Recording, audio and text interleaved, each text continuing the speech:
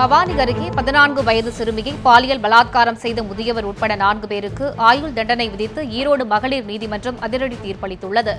ஈரோடு மாவட்டத்தைச் சேர்ந்த 14 வயது சிறுமி 8ஆம் வகுப்பு படித்து வந்தார்.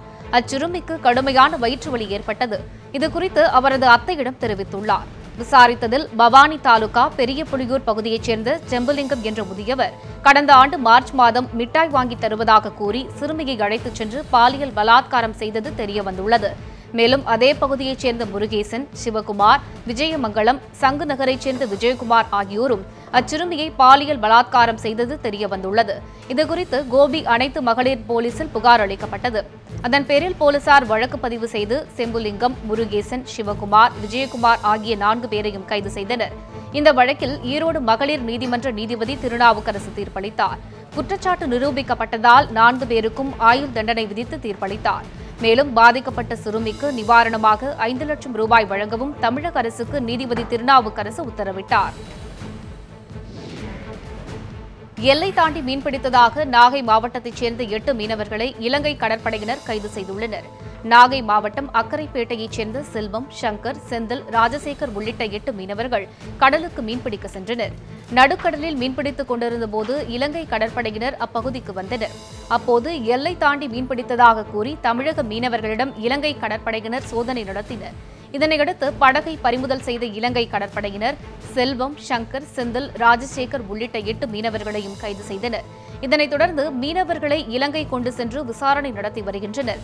இதுவரை தமிழகத்தைச் சேர்ந்த 45 மீனவர்கள் எல்லை தாண்டியதாக இலங்கை சிறையில் உள்ளது குறிப்பிடத்தக்கது.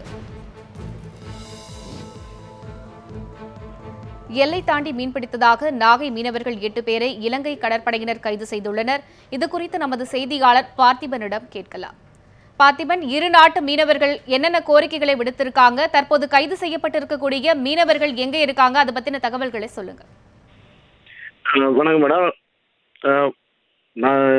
நாகை அக்கரைப்பேட்டையை சேர்ந்த வடிவேல் என்பவருக்கு சொந்தமான விசைப்படகில் செல்வம், சங்கர், செந்தில், ராஜசேகர் உள்ளிட்ட 8 மீனவர்கள் நேற்று முன்தினம் நாகை துறைமுகத்திலிருந்து மீன்பிடிக்க கடலுக்கு சென்றனர்.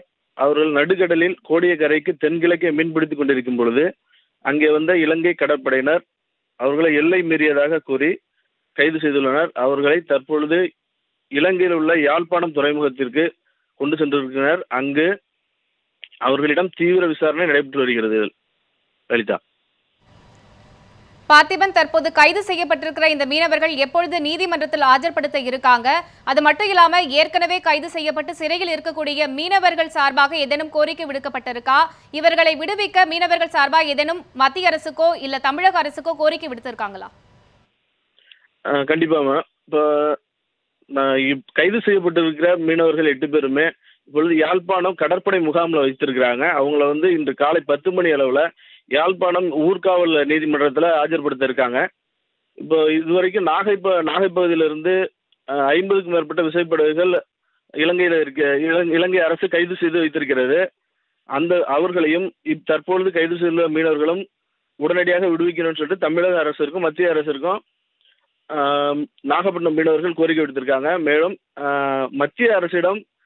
மத்திய மாநில அரசுகள் தொடர்ந்து இலங்கை அரசிடம் பேச்சுவார்த்தை நடத்தி வருகிறது. அந்த பேச்சுவார்த்தையை முடிவுக்கு கொண்டு வர வேண்டும்.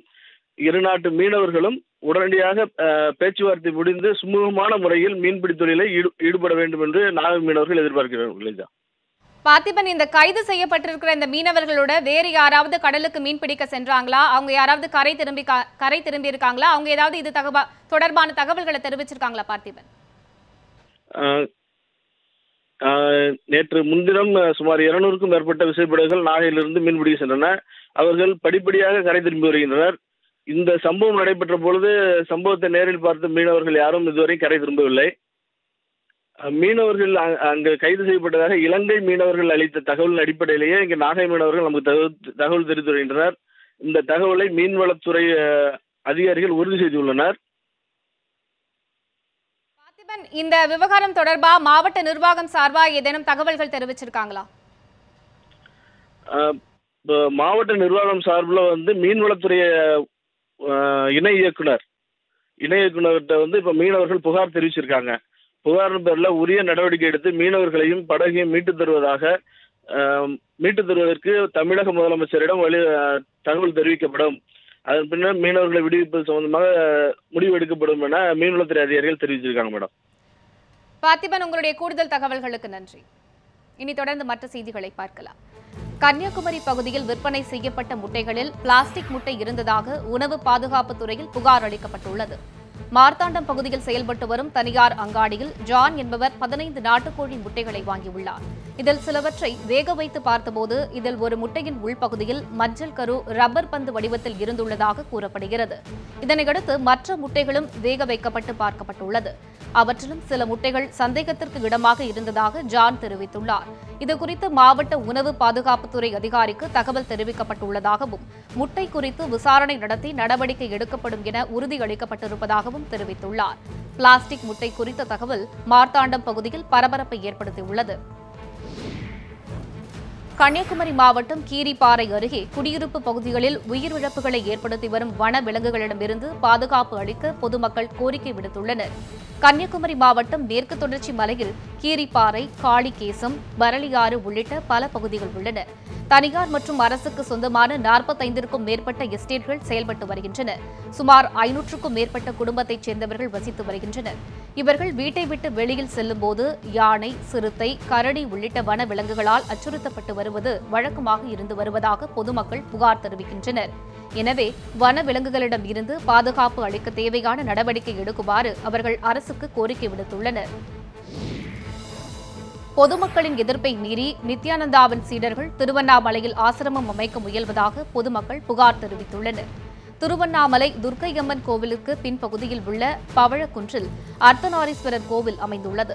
இங்கு உள்ள ஒரு பாறையில் ஆரம்ப கால கட்டத்தில் நித்யானந்தா தவம் இருந்ததாக தெரிவித்த அவரது சீடர்கள் கடந்த 7 ஆண்டுகளுக்கு முன்பு இங்குள்ள நிலத்தை ஆக்கிரமித்து ஆசிரமம் அமைக்க முயற்சித்தனர்.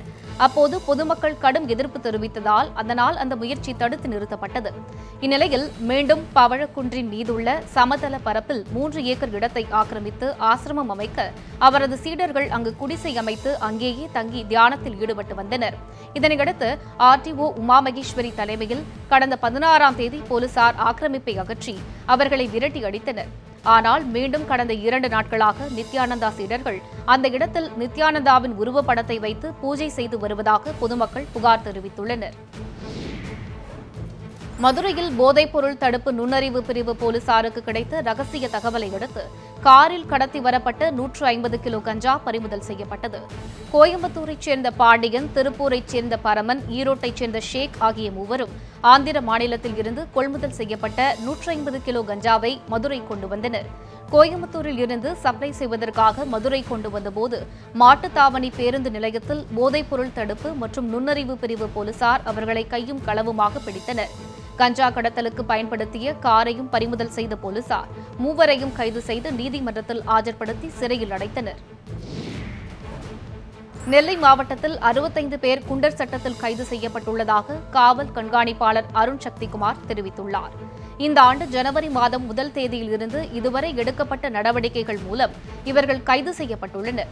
இந்த ஆண்டில் 65 பேர் குண்டர் தடுப்புச் சட்டத்தில் கைது செய்யப்பட்டுள்ளதாகவும் 5 பேர் கள்ள சாராய விற்பனை தொடர்பாக கைது செய்யப்பட்டுள்ளதாகவும் 9 பேர் திருட்டு மணல் கடத்தல் வழக்கில் கைது செய்யப்பட்டுள்ளதாகவும் அருண் சக்திகுமார் மேலும் பேசுகையில் தெரிவித்தார்.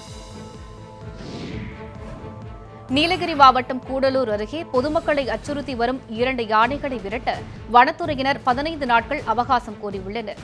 நீலகிரி மாவட்டம் கூடலூர் அடுத்த தேவாலா பஜாரை ஒட்டிய கைதகொல்லி பவுசு என்னும் அரசு பள்ளி வளாகம், அட்டி கிராமம், சாலை, அம்பலக்கொல்லி, கோட்டவயல் உள்ளிட்ட பல்வேறு இடங்களில் கடந்த பல மாத காலமாக 2 காட்டு யானைகள் பொதுமக்களுக்கு அச்சுறுத்தல் ஏற்படுத்தி வருவதாக பொதுமக்கள் புகார் தெரிவித்துள்ளனர். இந்த யானைகளை விரட்டக் கோரி வனத்துறை அலுவலகம் முன்பாக வரும் 28ஆம் தேதி முற்றுகை போராட்டம் நடத்தப்போவதாக பொதுமக்கள் அறிவித்தனர். இதனையடுத்து வனத்துறையினர் மற்றும் காவல்துறையினர் சம்பந்தப்பட்ட பொதுமக்களிடம் வனச்சரக அலுவலகத்தில் சமாதான பேச்சுவார்த்தை நடத்தி யானைகளை விரட்ட 15 நாட்கள் கால அவகாசம் அளிக்குமாறு வேண்டுகோள் விடுத்துள்ளனர். தேசத்தந்தை மகாத்மா காந்தியின் சுதந்திர போராட்டம் குறித்து பொதுமக்களிடையே விளக்கும் வகையில் உதகையில் நடைபெற்ற மேடை நாடகத்தை ஏராளமானோர் ஆர்வத்துடன் கண்டு ரசித்தனர். குஜராத்தை சேர்ந்த ஒரு தனியார் தொண்டு நிறுவனம் 32 பேர் கொண்ட ஒரு நாடக குழுவினரை கொண்டு இந்தியா முழுவதும் சுதந்திரத்திற்காக போராடிய மகாத்மா காந்தியின் சுதந்திர போராட்ட வரலாற்றை சித்தரிக்கும் வகையில் 2 மணி நேர நாடகத்தை நடத்தி வருகிறது. அந்த தொண்டு நிறுவனத்தின் 626வது நாடக நிகழ்ச்சி உதகையில் உள்ள பழங்குடியினர் கலாச்சார மையத்தில் நடைபெற்றது. இதில் காந்தியடிகள் வழக்கறிஞராக படிப்பை முடித்துவிட்டு தென்னாப்பிரிக்கா சென்றது, அங்கு அவர் சந்தித்த பிரச்சினைகள் என தொடங்கி அகிம்சையை கடைபிடித்து இந்திய சுதந்திரத்திற்காக போராடியது வரையான காட்சிகளை கலைஞர்கள் தத்ரூபமாக நடித்து காட்டினர். தர்மபுரி அடுத்துள்ள ஊத்துப்பள்ளம் அணைக்கட்டை உயரப்படுத்த வேண்டும் என பொதுமக்கள் கோரிக்கை விடுத்துள்ளனர். தர்மபுரி அடுத்துள்ள முத்தம்பட்டி அருகில் கடந்த 2005ஆம் ஆண்டு வனத்துறை சார்பில் ஊத்துப்பள்ளம் நீர்த்தேக்கம் கட்டப்பட்டது. இந்த நீர்த்தேக்கத்தின் மூலம் ஆயிரக்கணக்கான ஏக்கர் விவசாய நிலங்கள் பயன்பெற்று வருகின்றன. பெயருக்கு ஏற்றாற்போல இங்கு நீர் ஊற்றுகள் மற்றும் சுற்றி அமைந்துள்ள மலைகளில் இருந்து வரக்கூடிய நீர்வரத்து காரணமாக இந்த நீர்த்தேக்கத்தில் எந்த நேரமும் குறிப்பிட்ட அளவில் நீர் இருப்பு இருந்து வருகின்றது. மேலும் மழைக்காலத்தில் இங்கு வரும் நீர் பெருமளவில் அதிகரிப்பதால் உபரி நீர் வீணாகி விடுகிறது. இதனால் வறட்சி காலத்தில் விவசாயத்திற்கு தேவையான நீர் கிடைக்காத நிலை உள்ளது. இதனால் வனத்துறை கட்டுப்பாட்டில் உள்ள இந்த நீர்த்தேக்கத்தின் உயரத்தை உயர்த்த நடவடிக்கை எடுக்குமாறு தமிழக அரசுக்கு பொதுமக்கள் கோரிக்கை விடுத்துள்ளனர்.